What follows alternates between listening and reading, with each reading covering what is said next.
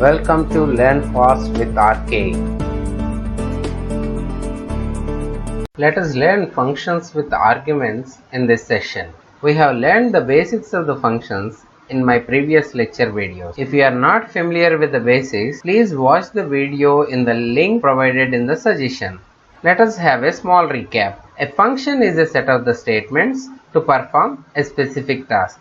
In other words, it is a self-contained block of the statements. It improves modularity, readability, and reusability. It helps in reducing the errors, debugging time, and product development time. A function that invokes a function call is a calling function. The block of the statements that are executed when the function call invoked is a called function. What is the scope of a variable? What is a global variable? What are the disadvantages of the global variable? Let us consider this example. In this example, we created a function called as an void print, which is not taking any argument and it is not returning any value. Let us recollect the thumb rule for creation of the user-defined functions. If you want to write any user-defined function, we need to remember the three parts. First one is declaration part, second one is definition part, third one is a function call. Since we are not passing any argument and we are not returning any value, the function declaration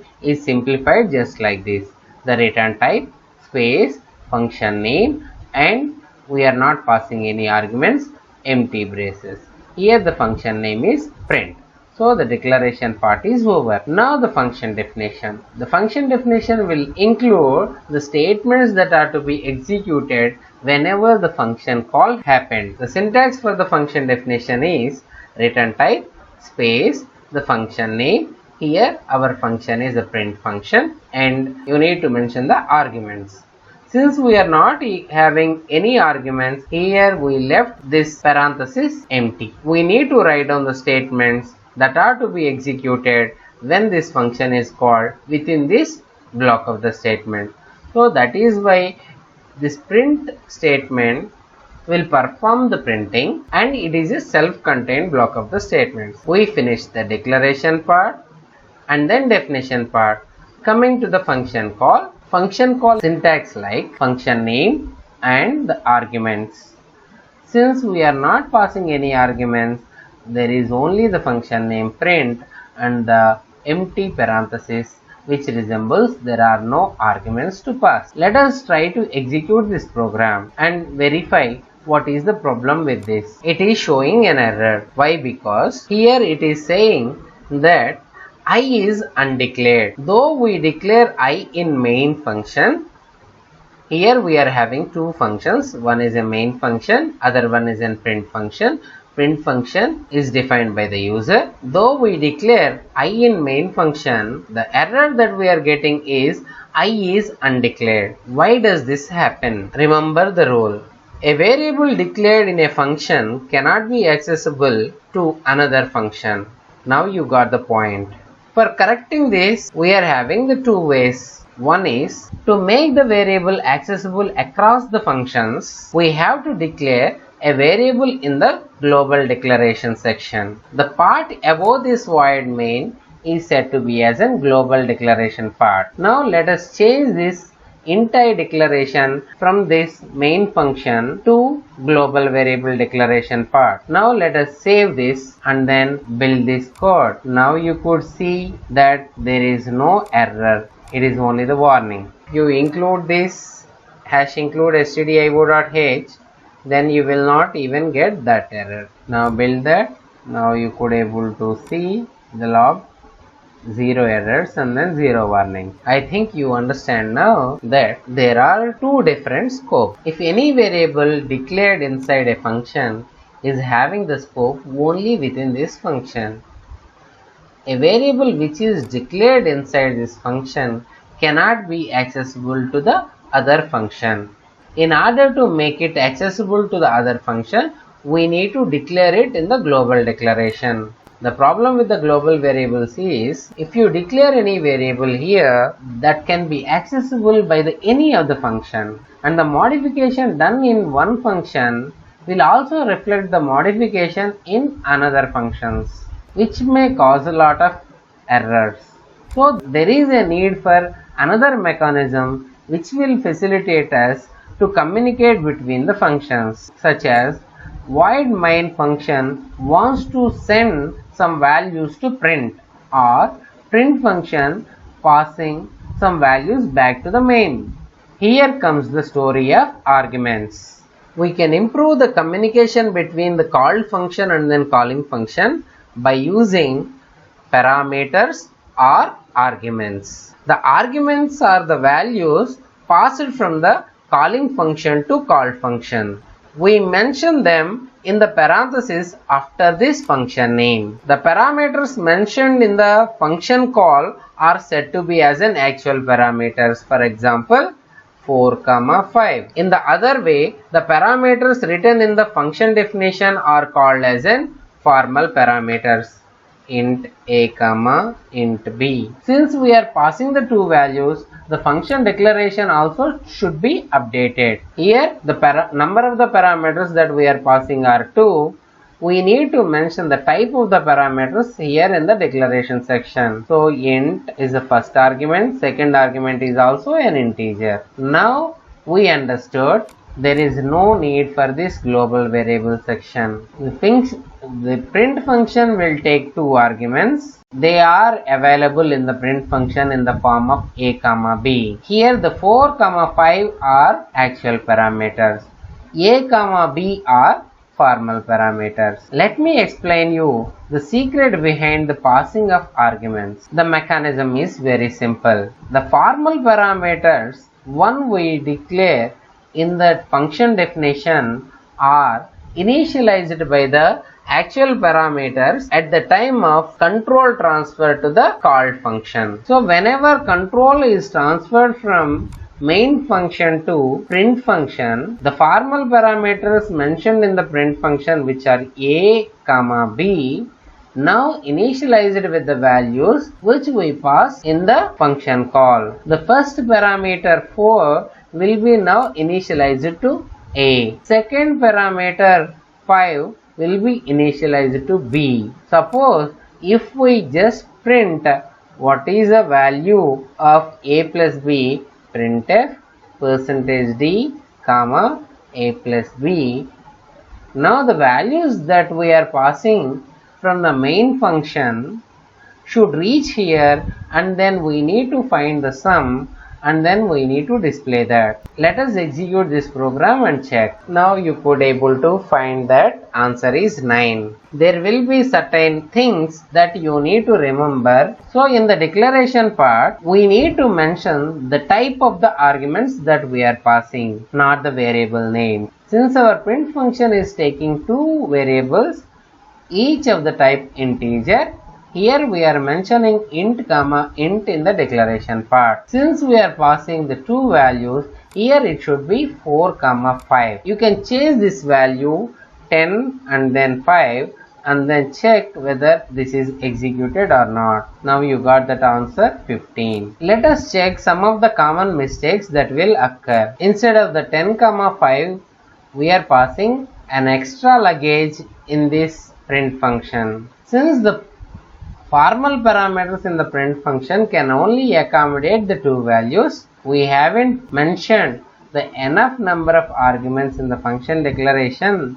Now it is showing us an error. Let us see what is the error. It is saying that too many arguments in function. Let us again verify for another case. Again it is showing an error. Too few arguments to the function.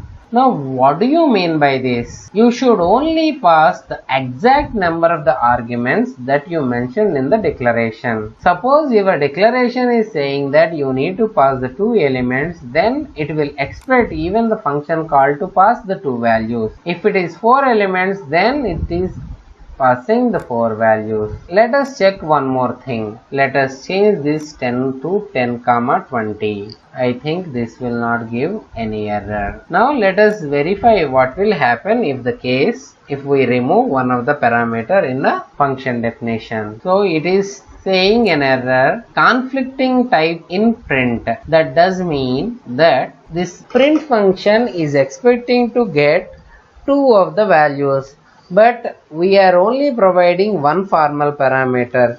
So the values that are passed from this calling function does not know where they have to park. So that is the reason we need to add this space int b plus v. Now let us compile again. Now we could able to get that answer 30. Let us check one more thing, comma int c. Again it is showing an error that there is a conflict in type of this print function. Why is this happening? Because in the main function we declare that print will take only 2 arguments, but in the function definition we are passing the 3 arguments. So that is the reason it is showing us an error. So we need to remove this extra luggage. These are the common mistakes that will be done. Now let us just check what will happen if we forget the function declaration. So let us compile this program. So it is giving a warning message that the print function is not known. But it is always a better exercise to use this function declaration part. If you don't want to use this, we can also do another way. We can define this before this main function. Compile it and check what will happen. Now the previously written error is not shown here. Why does this happen? First, before it comes here, it is already includes the declaration part for this print function. So that is why when there is a function call, the compiler is already familiar with the function that we declare, but it will not execute this statement. Why it will not execute these statements? Because always our program execution starts with the opening bracket of the main function and ends with the closing bracket of the main function. But then how these printf statements will get executed? This is getting executed because we are having a function call in our main function. Whenever we encounter the function call in the main, then the control from this main function will be now transferred to the function that we are calling. So now the control will be transferred from main function to our print function. Once it completes the execution of all the statements written in the print function block, or if the control encounters the return statement, it will execute the print function. Otherwise, it will return to the next statement after this function call. Let us put this one in comment and execute this code. There is no error, but we are not able to get that output. Why? Because even though you wrote the function definition, since we don't have the function call, the statements written in the function definition will never get executed. So remember this. You should include the function call if you want to execute this block of the statement. And the reusability is one.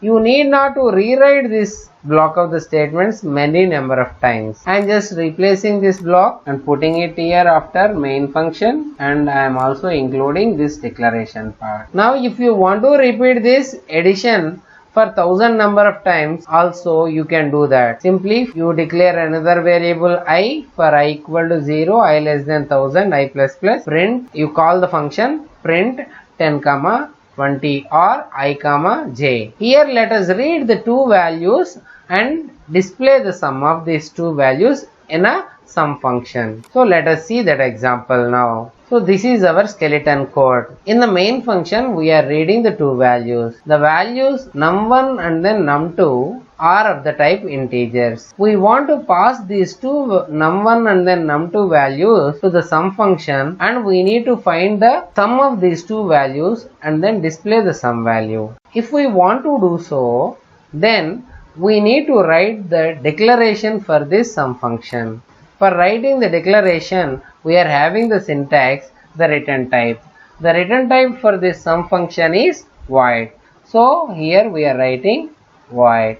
Then the function name. Function name is sum. And the argument list type. The sum is taking two values and both of them are integers.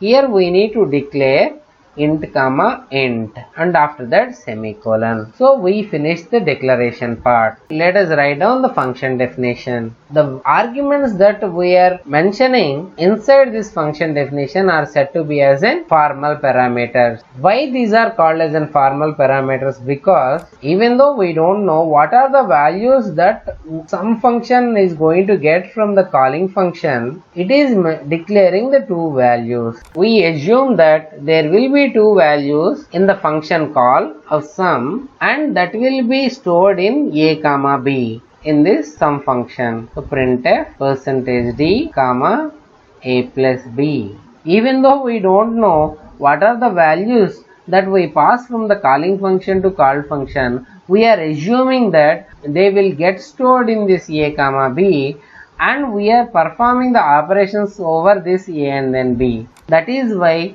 these a and then b are called as an formal parameters. We completed the function definition. Now let us write down the function call. The function call is having the syntax, the function name and actual parameters within the parentheses. The function name is sum. Since we want to pass the number 1 and the number 2, we will pass the variable name. In our previous case, we directly mentioned the values. Now the num1 and num2 are said to be as an actual parameters. Even though you have many statements in this whole code, always the control of the program execution begins at the opening bracket of the main function. Now the declaration part will happen.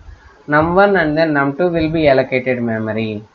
And then it is also directing the compiler that in coming future you may encounter a function called sum with two of the arguments or parameters. Both the values are of the type integer.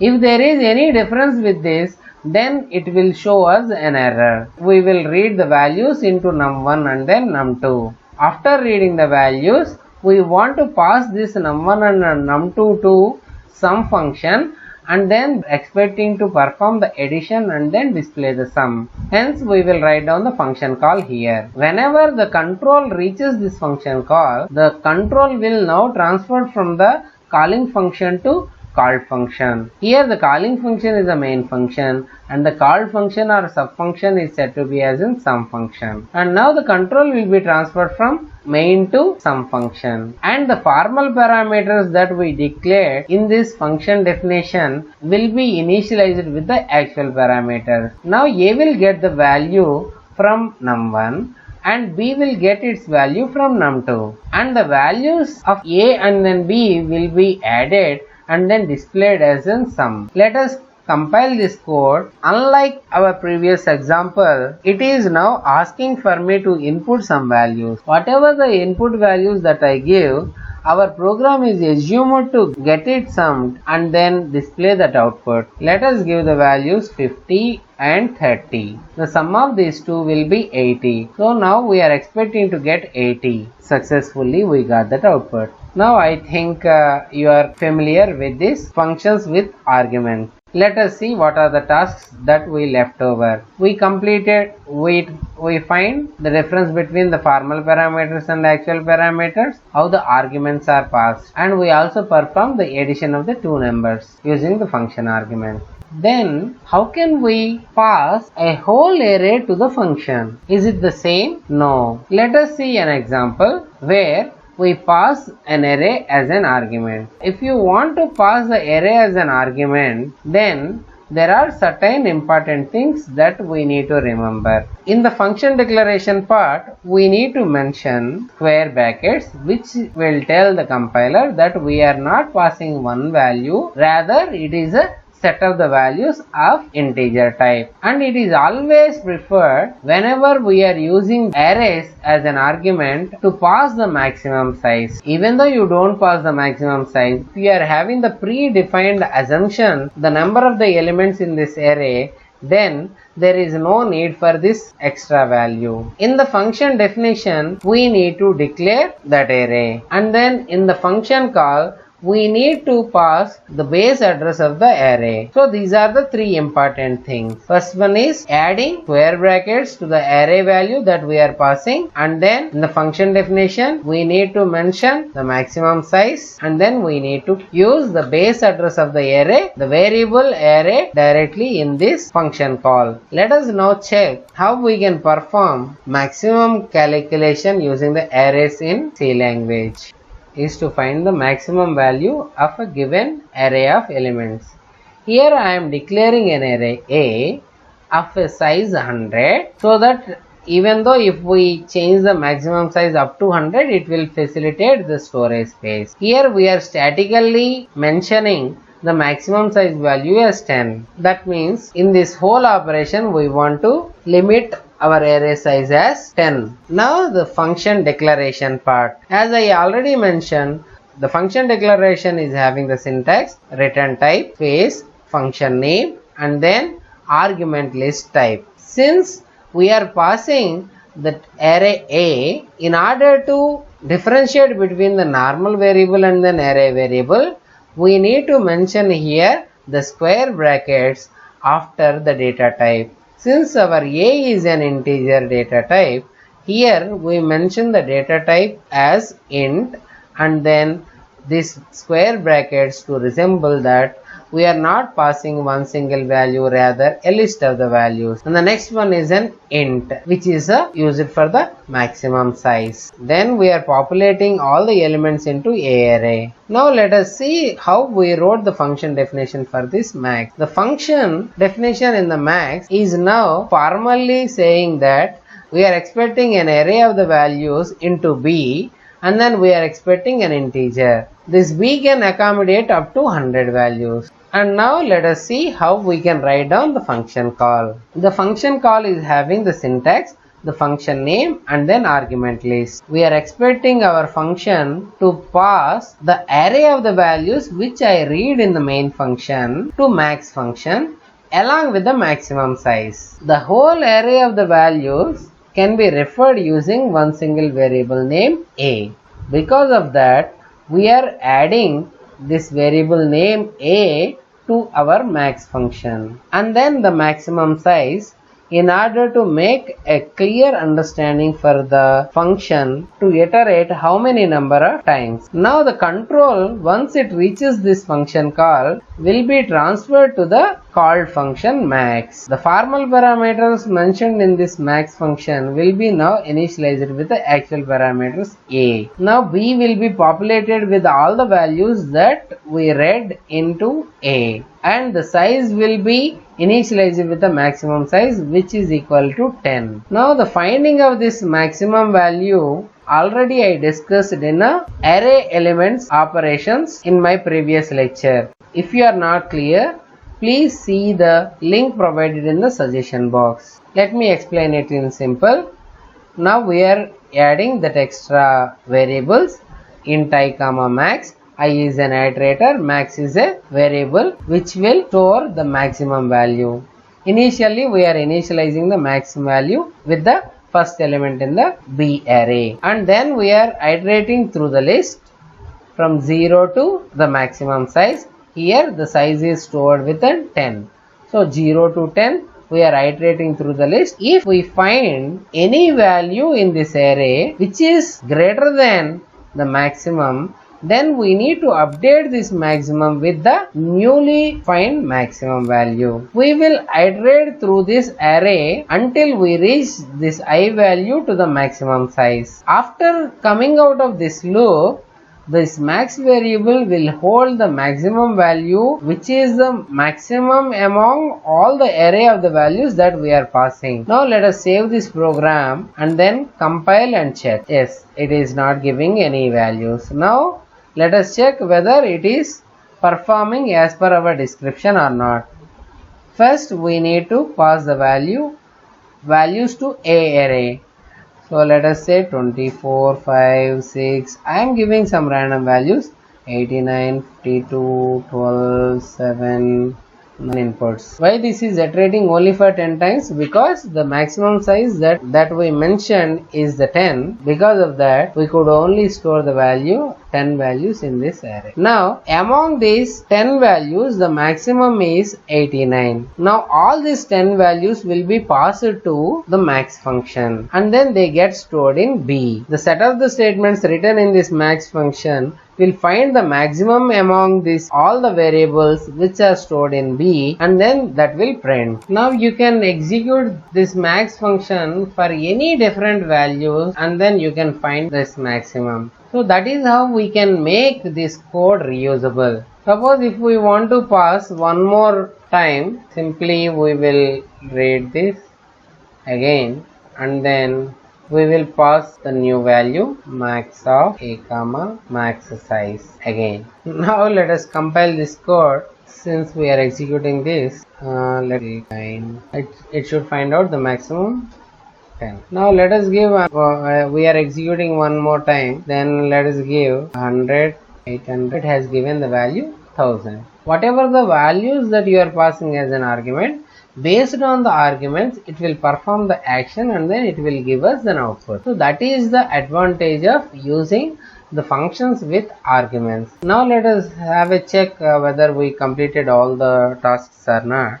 So for this session we find out what is a function, what are the advantages of the functions, what are the arguments of the functions, why do we need the arguments, what is the scope of a variable, what is a global variable, what are the disadvantages of the global variable, what is the difference between formal parameters and then actual parameters, how the arguments are passed, two use cases, how to perform addition of the two numbers using the functions with arguments, how to find the maximum of array using the functions with arguments. Now it is the task time. I think now you have got some idea about these functions with arguments. Let us solve this problem. Let us write a C program to read two numbers in the main function and create a menu driven application for calculator for addition, multiplication, subtraction, division and then modulo division operations using the functions with arguments and no return values. The hints I have just wanted to provide you. Our program should allow the user to read two numbers. Our program should read the choice of the operations such as whether we need to perform addition or multiplication or subtraction or division or modulo division.